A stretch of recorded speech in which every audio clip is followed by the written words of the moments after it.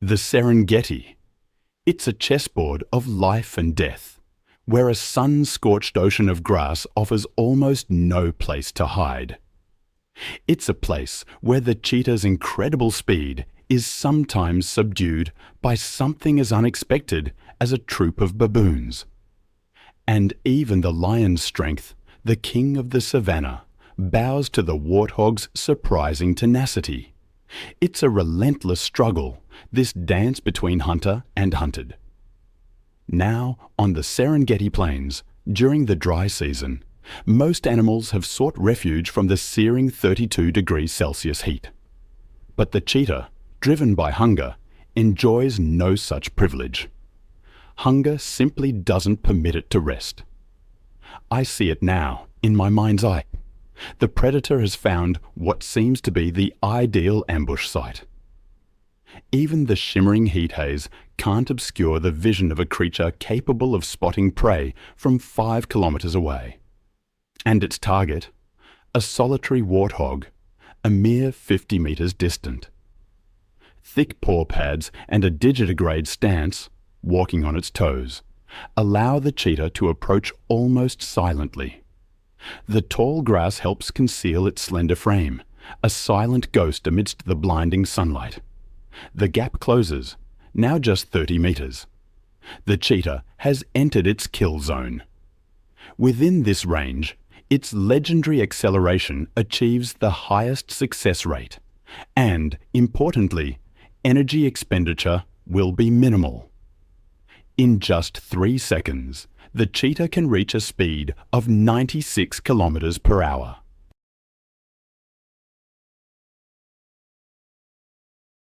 Its stride extends to 7 meters, thanks to that flexible spine that coils and uncoils like a spring, allowing the hind legs to reach far forward. Semi-retractable claws dig deep into the ground like spikes, providing absolute traction. But the warthog is no easy target. Its speed is only half that of the cheetah, around 50 kilometers per hour. However, a low center of gravity allows it to corner sharply, continuously running in a frustrating zigzag pattern. The cheetah is forced to swing its 80-centimeter long tail to maintain balance and stay glued to its prey. Then, salvation appears for the warthog, an abandoned aardvark burrow. Most predators would surrender the moment the warthog retreats into such a burrow. But perhaps hunger has eclipsed the cheetah's instincts. It has won a high-stakes gamble. The greatest risk now stems from the warthog's 25 to 50 centimeter long tusks. When retreating into a burrow, it rarely enters head first. Instead, they back their hindquarters in, the armored head and sharp tusks facing outward, acting as a solid line of defense. At this moment, the burrow becomes an impregnable fortress. Any cheetah or lion foolish enough to stick a paw or snout into that darkness faces a penetrating gore. Many inexperienced predators have suffered torn noses or permanent blindness when attempting to breach this door of death. The warthog's upper tusks curve upwards, acting as wet stones for the lower set.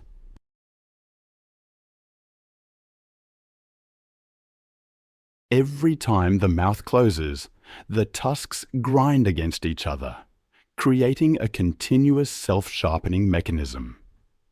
The result is a set of daggers so sharp they can slice through flesh with a mere shake of the head. And, in the worst-case scenario, when no burrow for shelter, the warthog chooses the most violent solution: counterattack.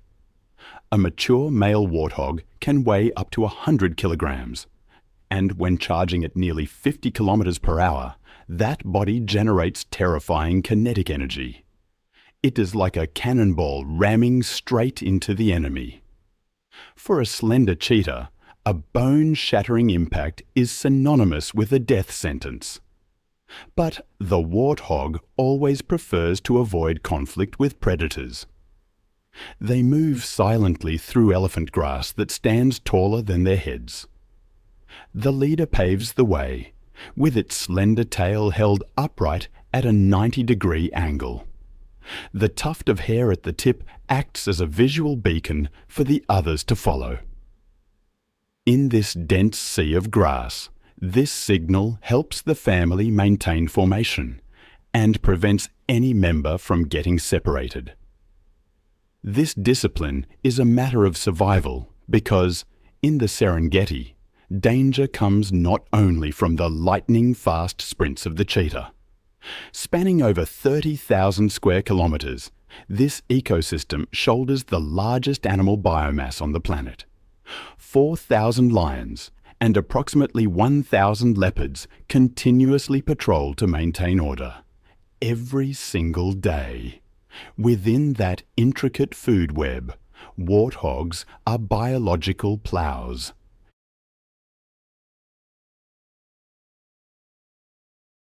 Their habit of digging for roots helps aerate the arid soil, promoting grass regeneration.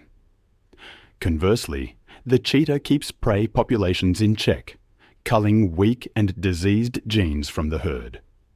They are two silent warriors, each contributing to the ecosystem in their own unique way.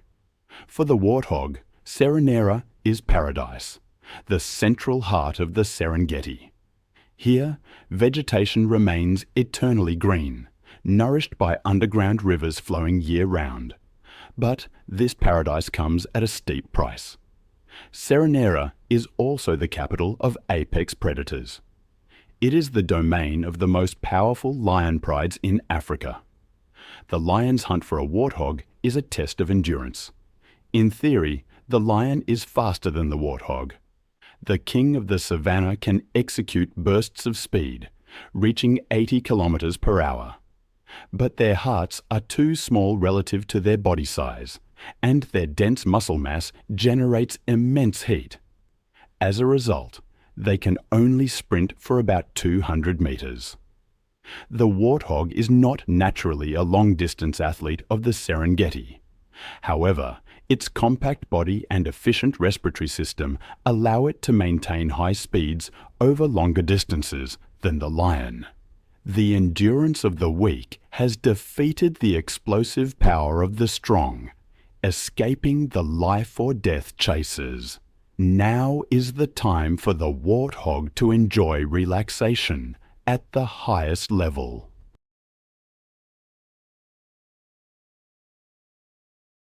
Near termite mounds or dense thickets, we encounter a scene that looks like it stepped right out of a Hollywood movie.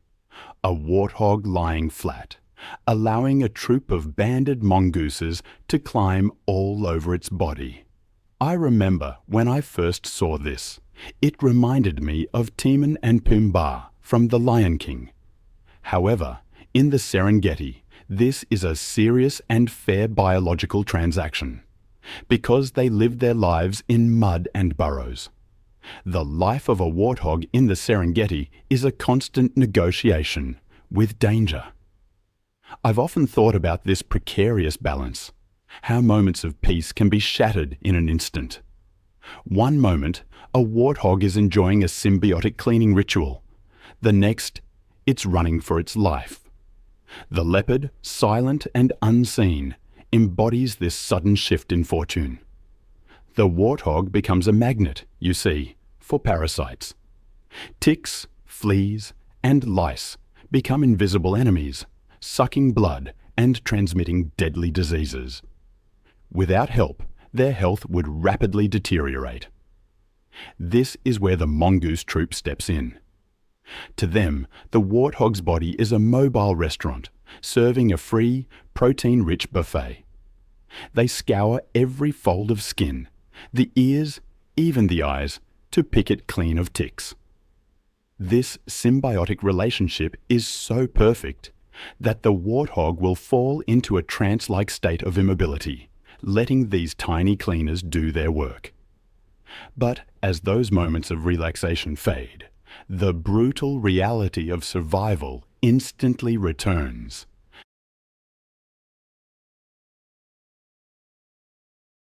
Not far away, The Serengeti's most silent predator lies in wait: the leopard. The warthog can't see the danger lurking nearby.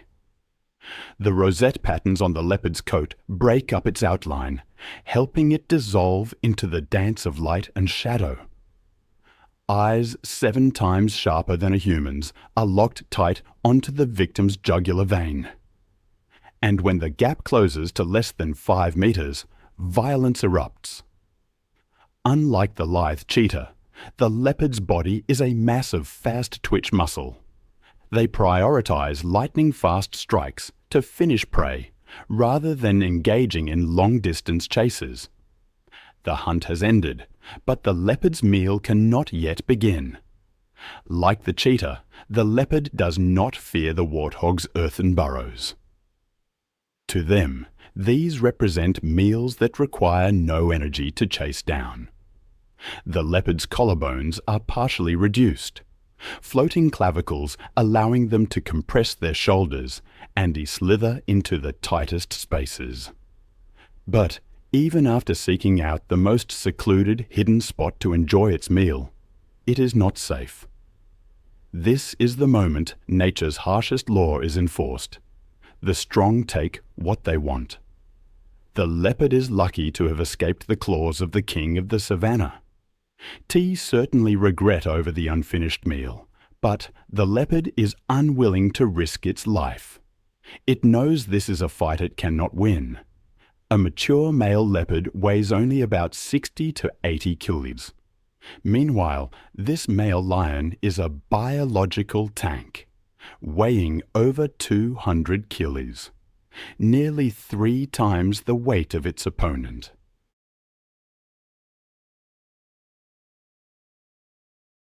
The lion's bite force of 650 pounds per square inch can crush a rival's skull. The leopard is an agile and dexterous assassin, but in the game of brute strength, the lion dominates completely. Science calls this phenomenon kleptoparasitism. About 20% of the leopard's kills will fall into the hands of lions or hyenas.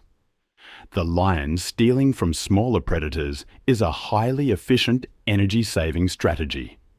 The cheetah, though, is not overly concerned with lions in certain parts of the Serengeti. On the southern plains, lions only appear during the early months of the year, following the migration.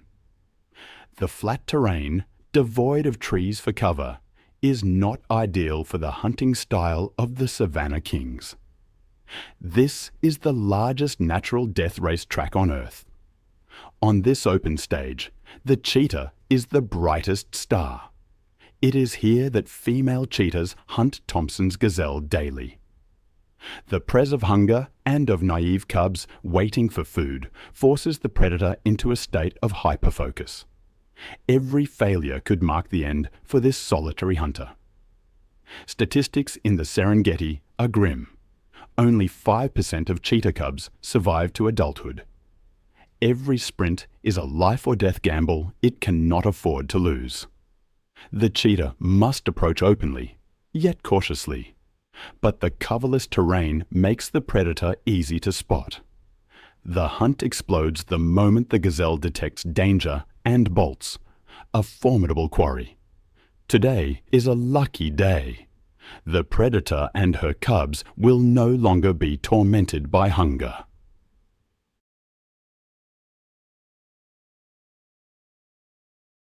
But the cheetah cannot return to her cubs just yet. Her body temperature continues to rise. Even 20 minutes after the hunt has concluded, she is forced to rest. The cheetah is at its most vulnerable moment, and the baboons know this well. They brazenly approach the cheetah. Their intent is clearly visible in their canines, longer than 5-6 meters. Hand over the kill. Under the command of aggressive alpha males, the troop lays siege with methodical precision. The pounding on the ground, the savage screams, and the glares of ravenous hunger form a brutal psychological assault designed to break the cheetah's will. The cheetah is utterly helpless against the ferocity of the baboon troop. The tragedy of evolutionary trade-offs becomes clearer than ever following that incredibly tense siege. To become the fastest creature on the planet, the cheetah had to sign a harsh contract with nature, sacrifice strength in exchange for speed. Its skeletal frame is slender and light as glass. To optimize aerodynamics, its claws are blunt, like track spikes, to grip the ground. It possesses no weapons for close quarters combat, and its body is fragile, more vulnerable than ever. The cheetah is entirely alone and forced to calculate for the future. A single leg injury could mark the end. It is nothing less than a death sentence for a hunter reliant on speed. Most importantly, the cheetah remembers her cubs hidden nearby. If the baboons discover them, they will show no mercy.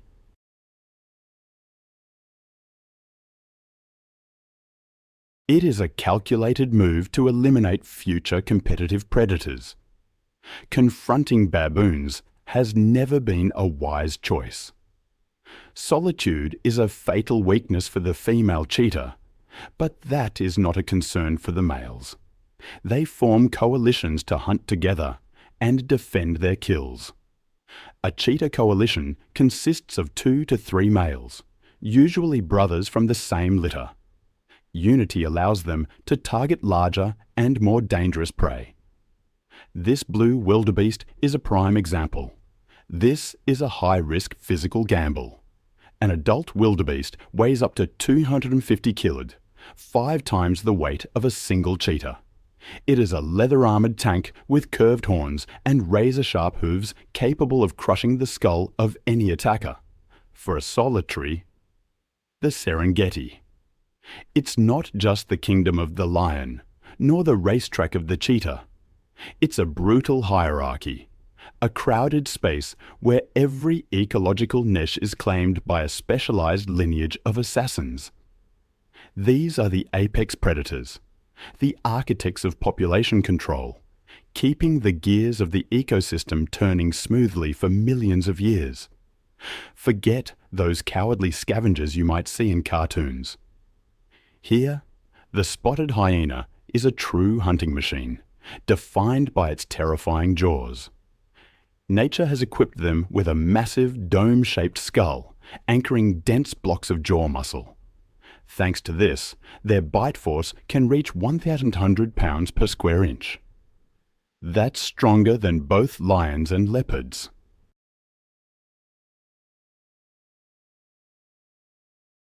The spotted hyena uses conical premolars to destroy physical structures.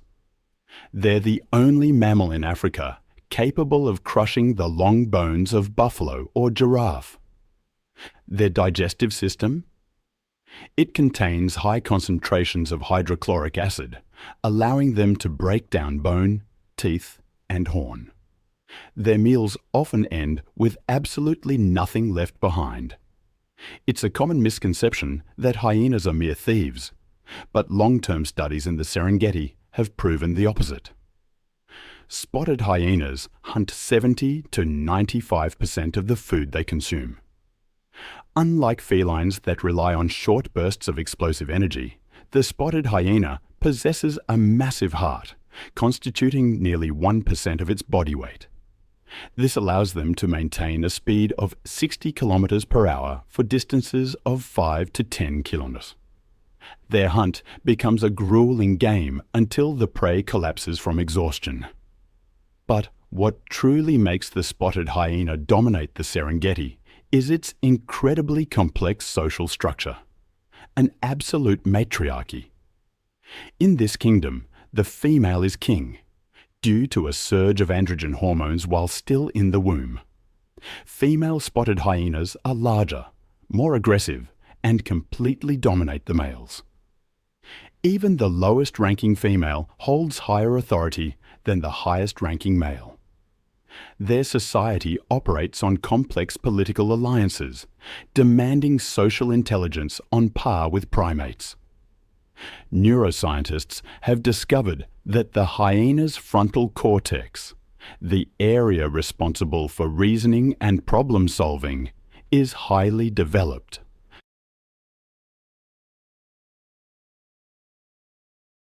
They know how to coordinate attacks, recognize individuals by their calls, and hold grudges across generations. And when darkness falls, a manic laughter rings out. This isn't a laugh of joy. That signature sound is an information coding system. The pitch and frequency of the laugh reveal the individual's age, social status, and psychological state. Usually, that giggling is a sign of extreme stress, or the manic excitement of fighting over food. These peak emotions often stem from the eternal war with lions. This is the deepest feud on the savannah, driven not just by food, but by the overlapping of ecological niches. Lions kill hyenas simply to eliminate the competition. Conversely, the spotted hyena is the only species that dares to mob the king of the grasslands if they possess a numerical advantage of 4-1.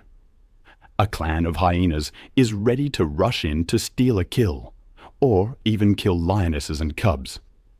The war between the spotted queen and the man-king is a bloody scale of power, and it keeps the Serengeti in a state of dramatic equilibrium.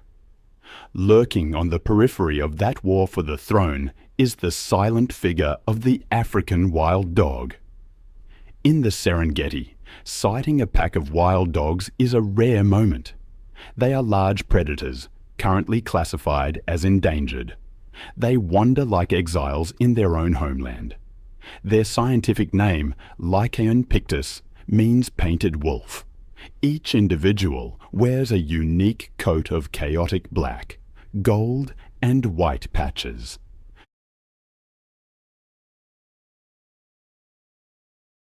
No two wild dogs possess the exact same pattern, but don't let that colourful, abstract art appearance deceive you.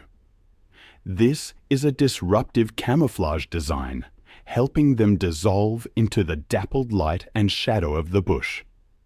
They monitor their surroundings with massive, rounded ears that act as satellite dishes, receiving sound signals from afar, a masterpiece of evolutionary engineering. Noiseless they may be, but African wild dogs are the true assassins of the savannah. Lions hunt with a success rate of only about 25 to 30%, but the African wild dog succeeds up to 85% of the time. Once the pack decides to give chase, the prey's death warrant is practically signed. Discipline and endurance are the keys to the African wild dog's success.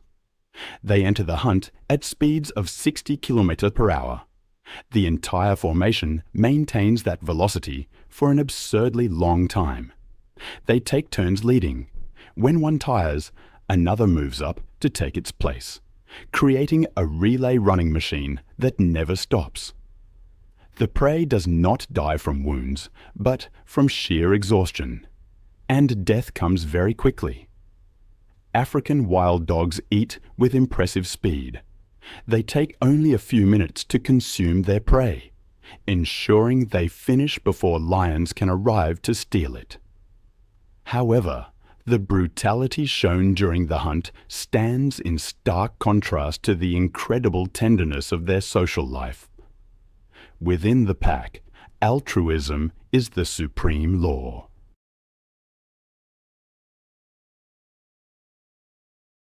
After a successful hunt, the adults will bring food back to the den, where the pups, the elderly, or the injured are waiting. No fighting over food.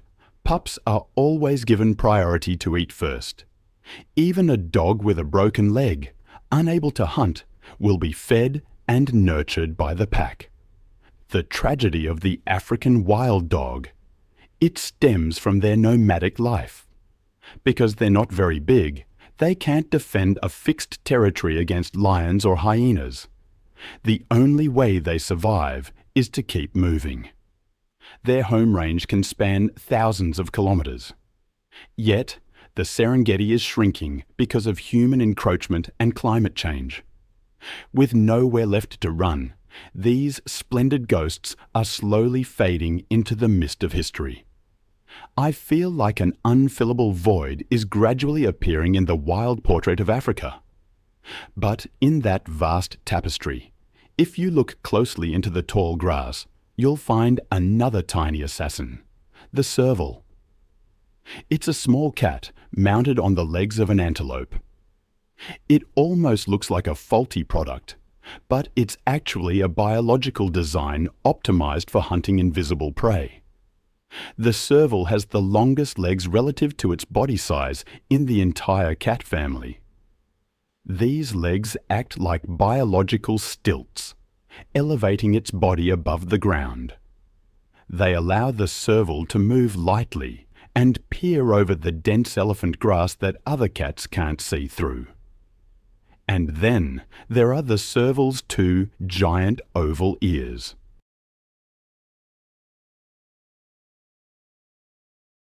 They function like parabolic dishes, rotating independently 180 degrees, scanning the environment to pick up ultrasonic frequencies, sounds that the human ear can't even hear. In the dense grass, vision is meaningless. The serval hunts by sound. They stand as still as statues, ears constantly rotating and adjusting. They're performing audio triangulation to pinpoint the exact location of a mouse moving under thick grass meters away. Once the target is locked, the serval executes its signature strike.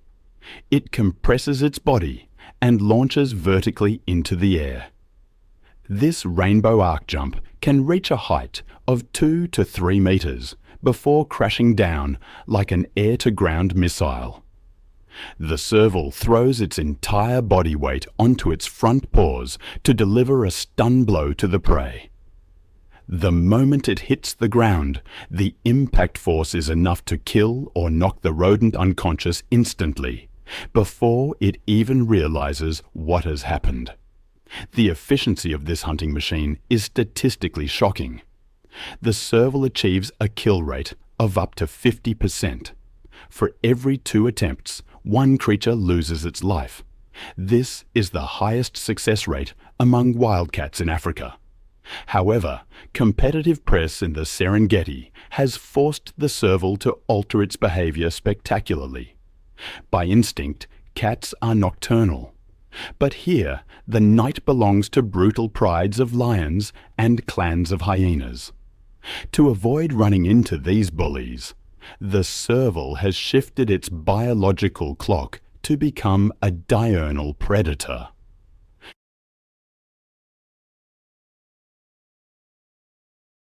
They hunt while the lions sleep, exploiting a time slot to monopolize the food source.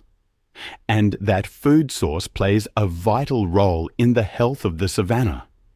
Each serval consumes thousands of mice and rodents every year. Without this pest control squad, the rodent population would explode, devastating grassroots and seeds. The Serengeti would risk losing the green in its ecological portrait. In a world of giants, small creatures like the serval need one of 2 things to survive: invisible speed or insane recklessness. And the black-backed jackal chooses the second option. Don't let their modest size deceive you. These are not passive scavengers waiting on the sidelines of the feast. They are the most audacious street robbers of the Serengeti. They are the ones daring enough to challenge death to snatch morsels of meat right from the mouth of the Lion King. This behavior is known as active kleptoparasitism. When a pride of lions is tearing into a kill, the black-backed jackal does not flee. On the contrary, they rush in with terrifying aggression. This is a display of cold calculation and nerves of steel. They operate in pairs or small groups, using a methodical diversionary tactic. One will run around, barking loudly and even nipping at the lion's tail or hind legs to draw attention. When the lion turns to growl in fury, the second jackal flashes in like lightning, grabs a chunk of meat, and vanishes into the bush.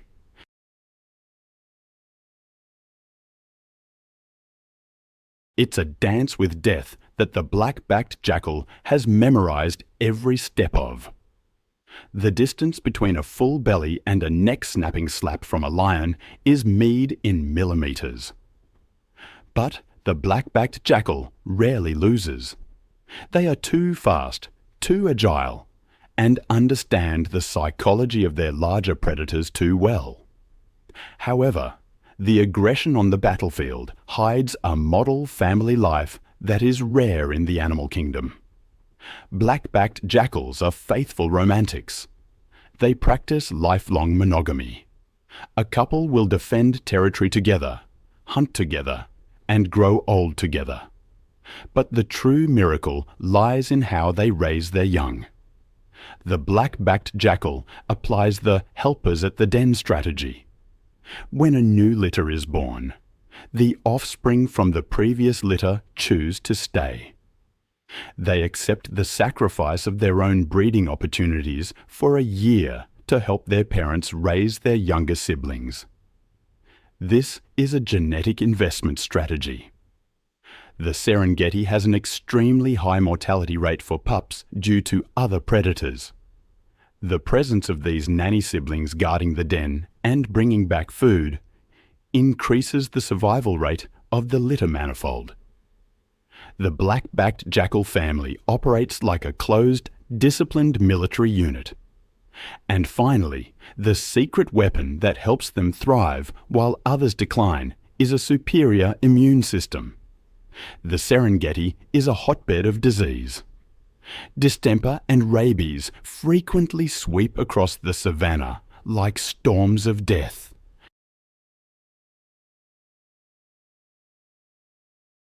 These outbreaks have wiped out entire packs of African wild dogs and lions, but not the black-backed jackal. Their bodies possess an incredible natural resistance. They survive pandemics that kill their larger competitors. They are the ultimate survivors, tenacious creatures. The Nile crocodile. It's a creature that has existed since the time of the dinosaurs. And honestly, it has hardly needed to change its design for over 200 million years. When I think of the Serengeti as a battlefield, I picture the Grumeti and Mara rivers as deadly gauntlets, hiding beneath their murky waters this patient predator. When the dry season arrives and the rivers recede, the Nile crocodile withdraws, slowing its heart rate to almost nothing. They can hold their breath underwater for up to 2 hours in an active state, and up to 8 hours while resting. They transform into inanimate logs, awaiting the biggest event of the year, the Great Migration. It's when millions of wildebeest and zebras are forced to cross the river that the Nile crocodile strikes. Their snap is a masterpiece of hydraulics. Their jaws generate a bite force of up to 5,000 pounds per square inch, 5 times stronger than a hyena, and 8 times stronger than a lion. That bite force is equivalent to dropping a small truck onto the prey's body. Once those conical teeth lock tight, nothing can escape. But because crocodile teeth lack cutting or chewing functions, they must tear flesh using pure physics.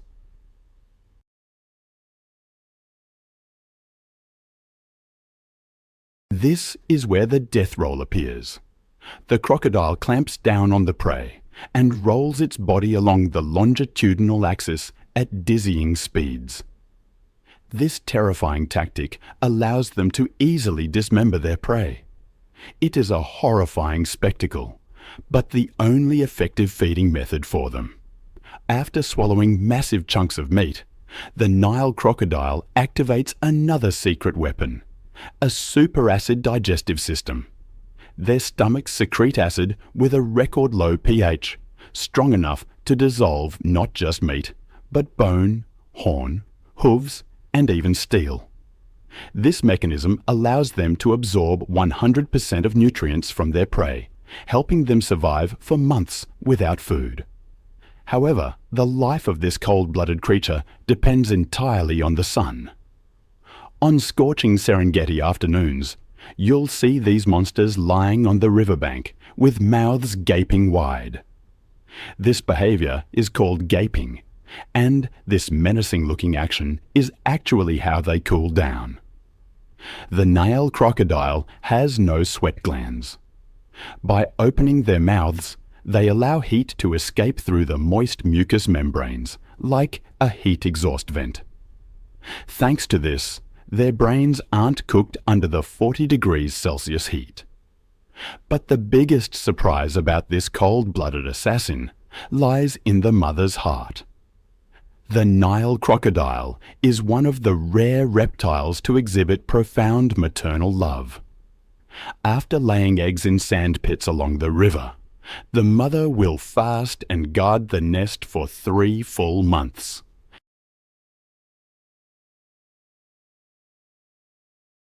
She resolutely protects her unborn brood against egg thieves like monitor lizards or baboons.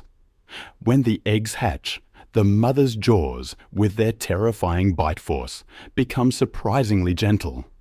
She uses those very jaws to gently scoop up each tiny hatchling and release them safely into the water. The tenderness of this monster is a beautiful paradox. It is a reminder that in the wild, brutality and love always walk side by side to sustain life. The ecological tapestry of the Serengeti is not woven by predators alone. The landscape continuously reshaped by the impact of giant grazing machines. We call them the architects. Without them, the Serengeti ecosystem we know today would collapse, vanishing beneath impenetrable thorny thickets. The African bush elephant is one of them. They survive in the Serengeti without the need for fangs or claws. Standing 4 meters tall and weighing up to 6 tons, they are massive living walls. Even the fiercest predators must tread carefully before such a colossal stature. The African bush elephant holds a critical role in the Serengeti ecosystem. Scientists call them a keystone species. If elephants were removed, the Serengeti would collapse. The reason is that they are brilliant landscape architects. To maintain that massive muscle mass, an adult elephant must consume up to 300 kilograms of vegetation daily. In the process of eating, they act as heavy demolition machines. They topple trees, snap large branches, and trample thickets.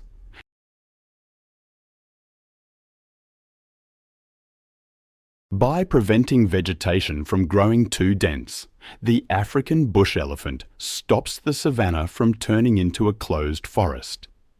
They tear open spaces, allowing sunlight to reach the ground so grass can grow. This is a precious food source for millions of antelopes and zebras. Without elephants, there would be no vast open plains for the cheetah to sprint. In the dry season, when rivers turn to dust, African bush elephants become hydraulic engineers. Using their tusks and dexterous trunks, they dig deep holes in dry riverbeds to seek out underground aquifers. These elephant wells are the only lifeline for the entire animal community. After the elephants finish drinking, lions, hyenas, and even small birds finally get a chance to access this precious water source. Anatomically, the African bush elephant possesses 2 unique evolutionary tools: the tusks and the flexible trunk. Tusks are actually elongated incisors that grow continuously throughout life. They are crowbars for digging roots, weapons for combat, and tools for stripping baobab bark. Meanwhile, the trunk is a marvel of biological engineering. With not a single bone, the trunk is composed of over 40,000 separate muscle fascicles. It is strong enough to lift a 300-kilogram tree trunk, yet the tip is delicate enough to pick up a tiny grass seed. However, physical strength is only half the story. The African bush elephant rules the Serengeti through wisdom and connection. Elephant society is a strict matriarchy.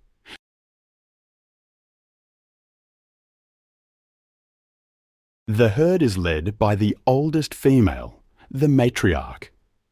She is not the strongest, but she is the living library of the herd.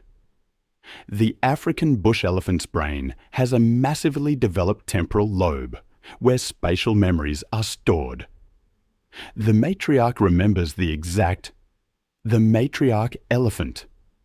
In her mind, she carries the map of survival. I think about that often. The location of every water hole, every safe migration route, all etched into her memory from 60 years of traversing the land. During droughts, her memory becomes the clan's lifeline. It's a beautiful, almost unbelievable thing. And their communication. African bush elephants use infrasound, sounds with frequencies below 20 Hz. These waves travel for kilometers, even through forests. But even more amazing, they hear with their feet.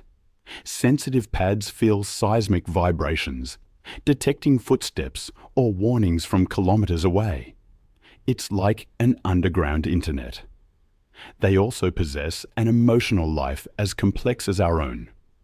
I remember reading about how they grieve, stopping silently to touch the bones of deceased relatives.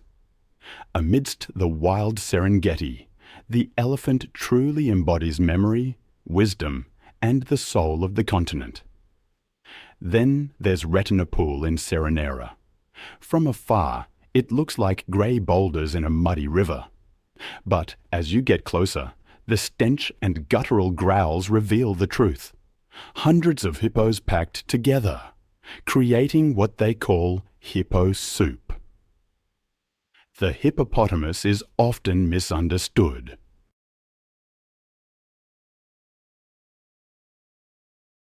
They seem slow and comical, but they are among the most aggressive creatures. And, surprisingly, they can't swim. Their bones are too dense. Instead, they gallop along the riverbed, almost like astronauts in low gravity, using the buoyancy to move. They might weigh tons, but they can move with surprising grace underwater. Their dependence on water is born from their sensitive skin. Under the Serengeti sun, they'd dehydrate quickly. So they have a natural sunscreen, red, blood-like droplets, a mucus secretion. It contains acidic pigments that act as both sunscreen and antiseptic, protecting them from infection in murky waters. But the real danger lies in their mouths. At Retina Pool, you'll see them open their jaws wide, the threat yawn. They can open their mouths to 150 degrees, revealing canines that are like razors. It's a warning. If ignored, they attack. Their bite force can snap a crocodile in two. They are the deadliest large mammal in Africa. It's like there are two hippos, the hippo of the day and the hippo of the night. By day, they are social, gathering in the water. But at sunset, they become solitary, following familiar paths, hippo highways, to graze.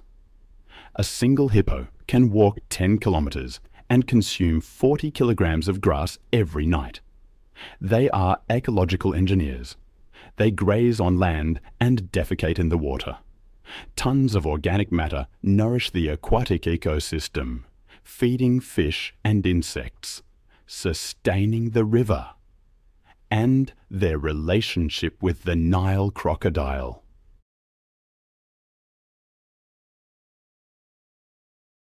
A tense peace treaty? You'll see crocodiles sunbathing on their backs. It's respect rooted in fear. The crocodile knows its limits. An adult crocodile might be the king of the river, but against a furious hippo defending its territory, it's nothing more than a brittle twig. Size and madness are the law, and the hippo is the supreme judge. If the Serengeti is a living organism, then the wildebeest are the hot blood flowing through its veins. They are the heartbeat. With a population of up to 1.5 million, they are the largest animal biomass on the savannah. From above, their migrating army looks like a river of black ink through golden grass. Their first role is that of biological lawn mowers. They have broad muzzles designed to graze on short grass. Every day, they consume tons of grass. This stimulates the grass to grow back faster. They also deposit tons of dung daily, fertilizing the soil. Without the wildebeest, the Serengeti grasslands would become overgrown and prone to fires. But the miracle of this creature lies in its swarm intelligence. They have no leader. Instead, they operate as a superorganism. Every decision is based on crowd consensus and the instinct to seek rain. They can smell moisture from 50 kilometers away. When one runs toward the rain, millions follow. This chaotic movement is a survival algorithm. In a crowd of millions, the probability of being eaten by a lion drops to the absolute minimum.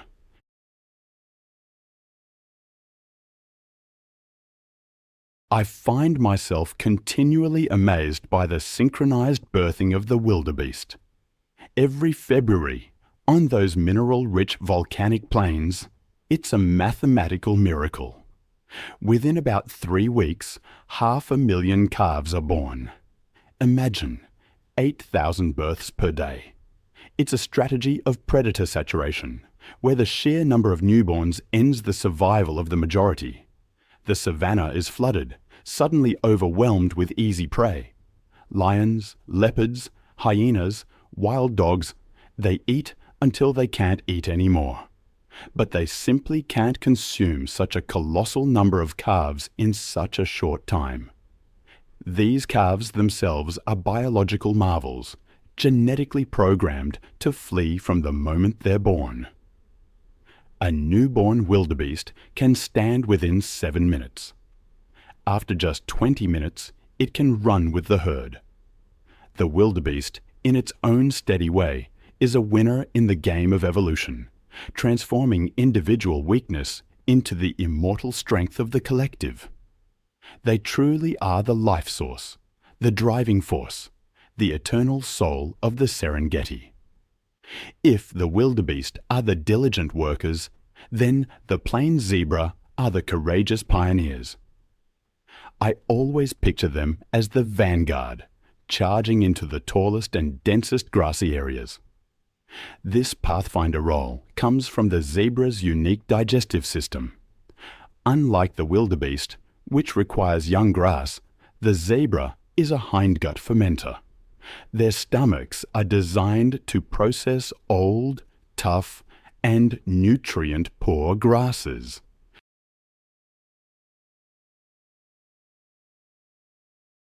They eat the rough, straw-like tops, clearing the surface layer to reveal the tender green shoots beneath.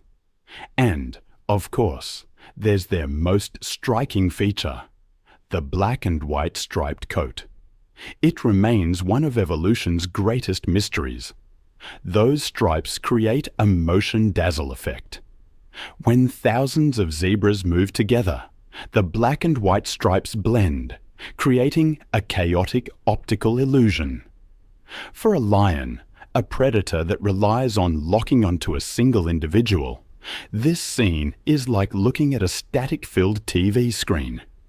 They can't distinguish head from tail, or where one animal ends and the next begins. Recent research even suggests that zebra stripes are a shield against tsetse flies and blood-sucking horseflies. The light-reflecting structure of the stripes disrupts the insect's navigation systems, making it difficult for them to land. In an ecosystem rife with pathogens, it's the most advanced biological hazmat suit. Beneath that uniform exterior lies a tight and disciplined social structure. Plains zebras don't live in a disorganized mob. They live in harems, consisting of a dominant male, several females, and their foals. When pursued by lions, the male often runs at the rear, or breaks away to distract the enemy so his family can escape. And they have a weapon, the legendary rear kick. A zebra's kick can generate an impact force of nearly 3,000 pounds per square inch. It's strong enough to shatter a lion's jaw or break a hyena's ribs.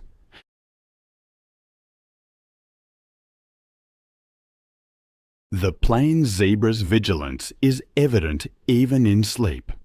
Thanks to the stay apparatus mechanism in their legs, they can sleep standing up without expending energy to maintain muscle balance.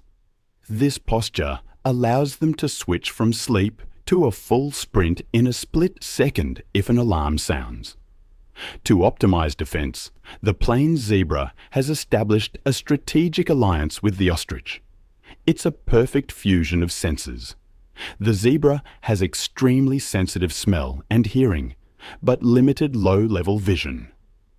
Conversely, the ostrich has large, keen eyes and a height advantage, acting as a mobile observation tower, but a poor sense of smell. Together, they form a comprehensive early warning radar system. If the ostrich starts running, the zebra follows without asking questions. If the zebra stops to sniff the wind and looks anxious, the ostrich immediately goes on high alert. This interspecies cooperation makes them the toughest targets for any predator seeking the element of surprise. And then, in the Moru-Kopjes area, where ancient granite boulders rise like fortresses amidst a sea of grass, hides a living relic from the prehistoric era, a creature designed to endure, to fight, and to destroy. That is the black rhinoceros, though a more accurate name describing its true biological function would be the hooked-lip rhinoceros. This pointed, flexible upper lip is a marvel of evolution.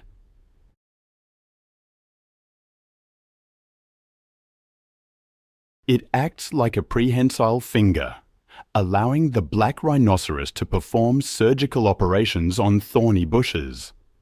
Their favorite food is the whistling thorn. This plant is armed with 7-centimeter-long thorns, hard as steel and sharp as hypodermic needles.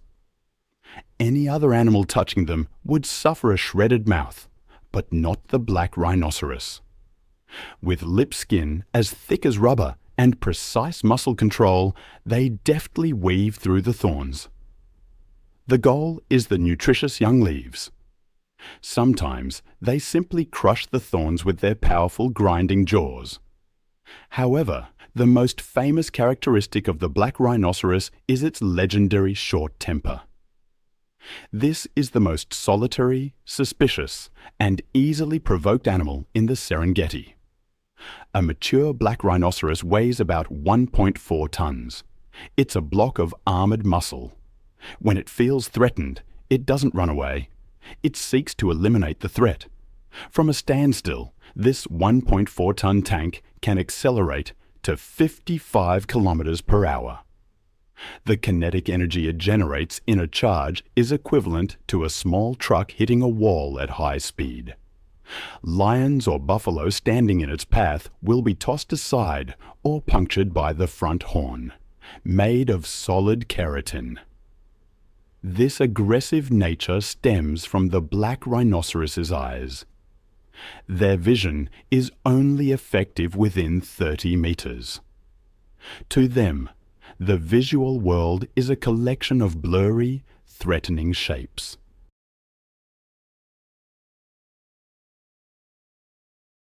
They can't clearly distinguish whether the shadow ahead is a tree, a lion, or a vehicle. Therefore, they often launch a preemptive strike. Aggression, in reality, is a defense mechanism born of fear.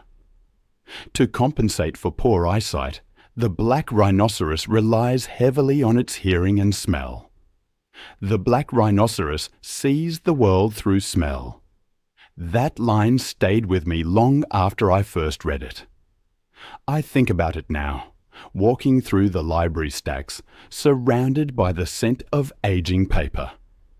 What would it be like to navigate the world so completely differently? These rhinos, they mark their territory with dung middens and urine, constructing a complex olfactory map of borders, rivals, and potential mates. In the Serengeti, the Moru Kopches are their last stronghold, the rugged terrain providing cover and water, helping them stay out of sight of poachers. The black rhinoceros is a symbol of ancient tenacity, a blind but powerful fighting machine, a reminder that this land has no room for weakness. However, if you want to talk about pure rage in the Serengeti, you have to talk about the African buffalo. Professional hunters call them the Black Death or the Widowmaker. Their defining weapon is a massive set of horns, curved like two hooks. But the most terrifying feature lies at the base of the horns, known as the boss. In mature males, the horn bases grow and fuse right on top of the head. They form a solid bone shield up to 30 cm thick.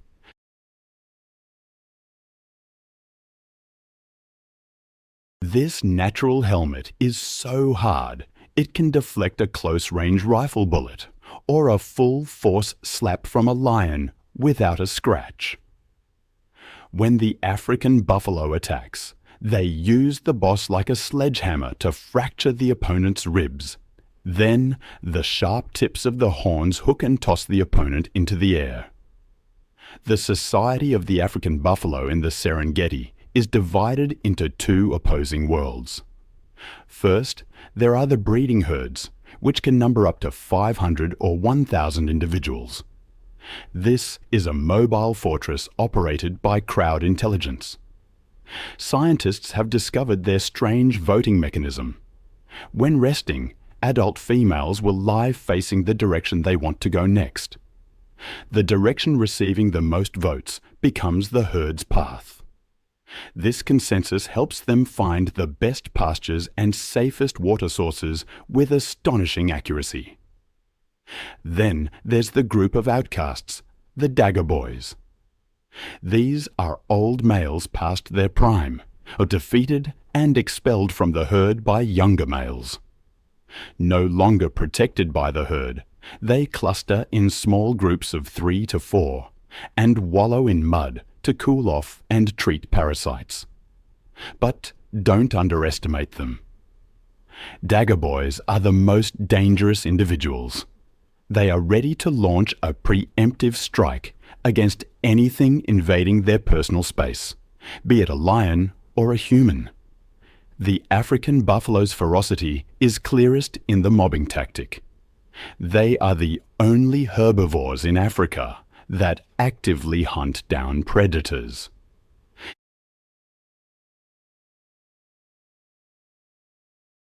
When hearing the distress call of a calf caught by a lion, the herd does not flee. They return to counterattack.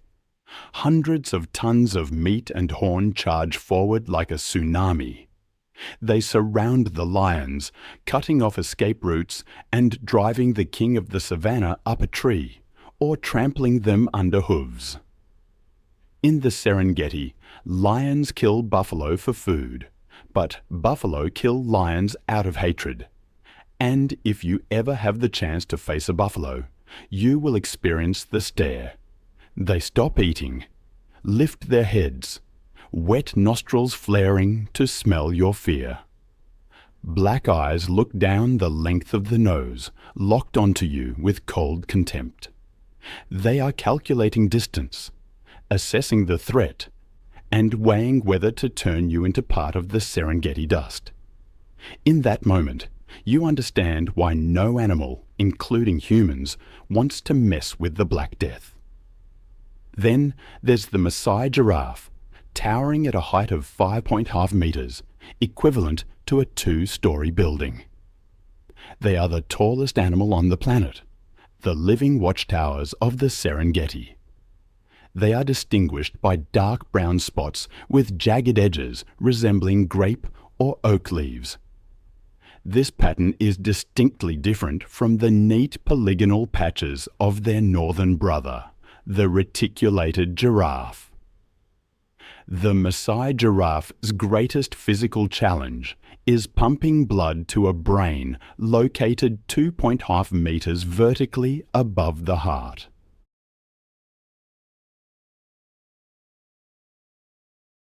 To achieve this, their heart is a supercharged engine weighing up to 11 kilograms, with ventricular walls 8 centimeters thick.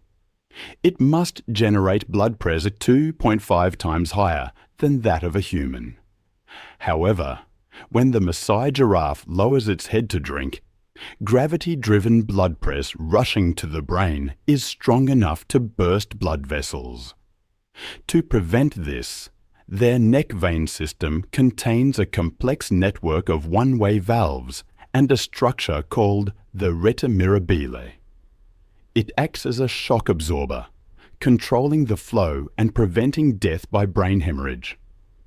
Every time they bend down to quench their thirst, Maasai giraffes are arboreal surgeons. Their favorite food is the leaves of the acacia tree, a species protected by long, sharp thorns. The giraffe's harvesting tool is a tongue reaching up to 50 centimeters in length. This muscular tongue is as flexible as a finger and covered in a thick, glue-like saliva that coats the sharp thorns, helping them swallow without tearing their esophagus. Notably, this tongue is purple-black or blue-black. The Maasai giraffe spends 12 hours a day sticking its tongue out to eat under the scorching equatorial sun. Therefore, this dense concentration of melanin acts as a biological sunscreen, preventing UV rays from burning the soft tissue. However, the life of a Maasai giraffe is not as peaceful as it looks. Males often engage in brutal battles called necking. Two males stand parallel, swinging their 2-meter-long necks like demolition cranes.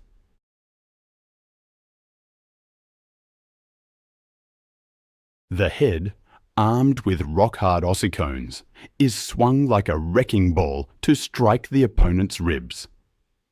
The force of these blows can fracture ribs, shatter jaws, or knock the opponent unconscious on the spot.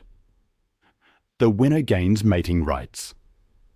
The loser leaves with injuries that may lead to death later. And even the birth of a Maasai giraffe begins with a traumatic shock. The mother gives birth in a standing position, which means the calf's very first moment into the world begins for a giraffe calf with a free fall of 2 meters onto hard ground. It seems cruel, I know, but that fall is necessary. The strong impact helps tear the amniotic sac, sever the umbilical cord, and to shock the lungs into taking their first breath. In the Serengeti, a calf must stand and run within 30 minutes, or it becomes a quick meal for lions or hyenas lurking nearby. With eyes the size of golf balls and 360-degree vision from a superior vantage point, the Maasai giraffe acts as an early warning system for the entire plain. When zebras or antelopes see the giraffe start to run, they know not to ask why. They simply follow. Trust in this living watchtower is one of the most fundamental rules of survival here. From the scattered rocky outcrops around the Mopane woodlands, a sound rings out, loud and decisive, breaking the silence of the early morning. It's the call of the Cape baboon, one of the largest, smartest, and most socially organized primates in southern Africa.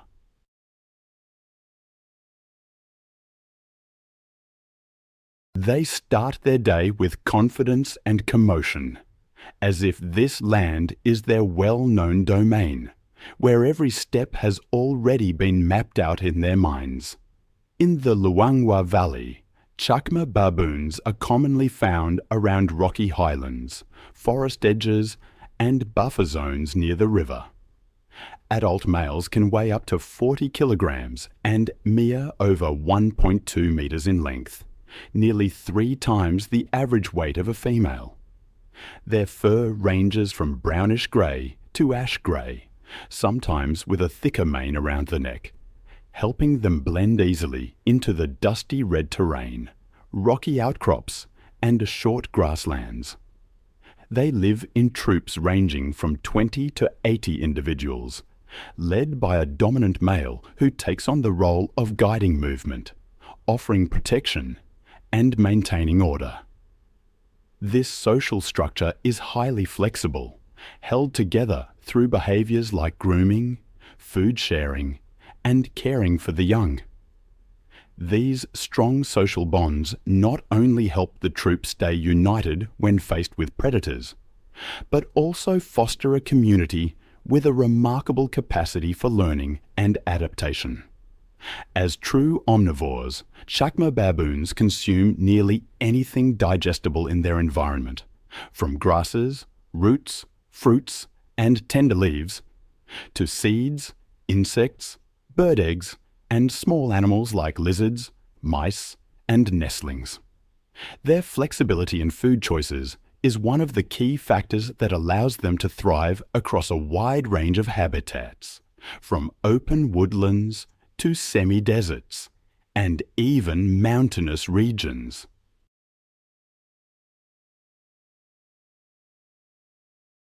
In central Luangwa, they often track the seasonal changes of available resources, especially fruiting trees along the Luangwa River or near wetlands during the rainy season.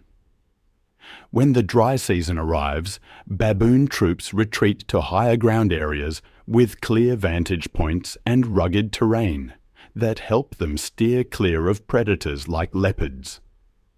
Though they are prey animals, chacma baboons have been observed coordinating group responses for defense, especially when their young are under threat. Cape baboons use more than 30 distinct vocalizations, combined with facial expressions and body postures, to signal warnings, coordinate movement, or express emotion within the troop.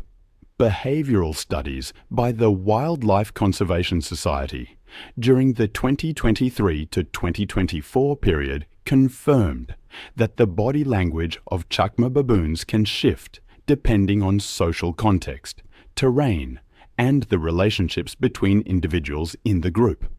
Their communication abilities are considered among the most complex of any non-human primate species. This challenge becomes even more daunting in the modern era as the Serengeti faces immense mounting press. The first and most devastating threat is climate change.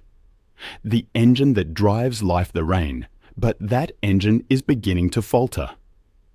Meteorological data from 2020 to the present reveals that rainfall cycles are becoming chaotic and unpredictable. Droughts are lasting longer and becoming more intense.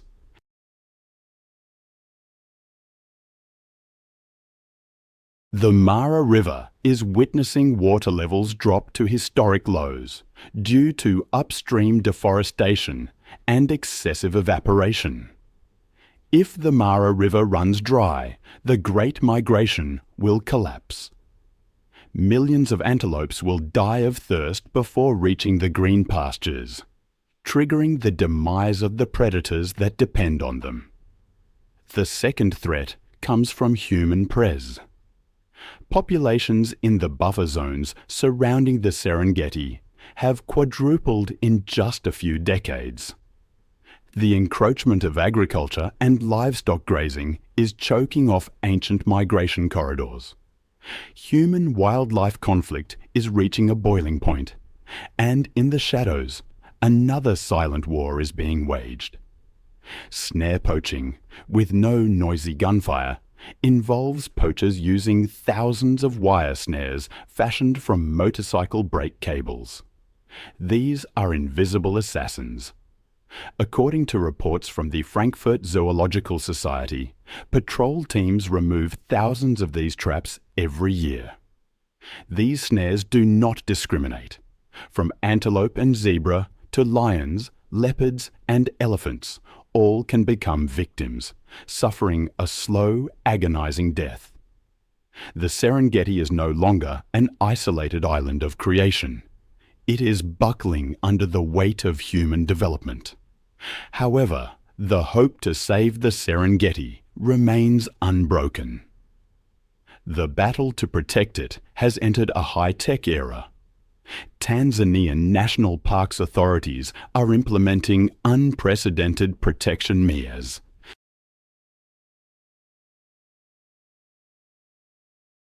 Drones and surveillance camera systems are deployed to root out poaching camps deep within the bush. GPS tracking collars are fitted onto large animals like elephants, lions, and black rhinos. These allow scientists to monitor population movements in real time and intervene immediately if an animal enters a danger zone. The de-snaring program is delivering tangible results. Thanks to international cooperation, specialized anti-snaring teams successfully rescue hundreds of animals each year, returning them to the wild. More importantly, conservation strategy is shifting towards the community. Ecotourism is becoming the Serengeti. It's more than just a park in Africa. It's a memory of humanity itself. It's the final living testament to the earth in its primeval state. In the Serengeti, we can still hear the wild heartbeat of this planet, thundering through the hooves of millions of migrating creatures. What I find so compelling is how true conservation becomes sustainable when a living lion brings economic value 100 times greater than the skin of a dead one. It transforms potential poachers into the most ardent guardians of the land, because wildlife becomes a primary source of income for the local people.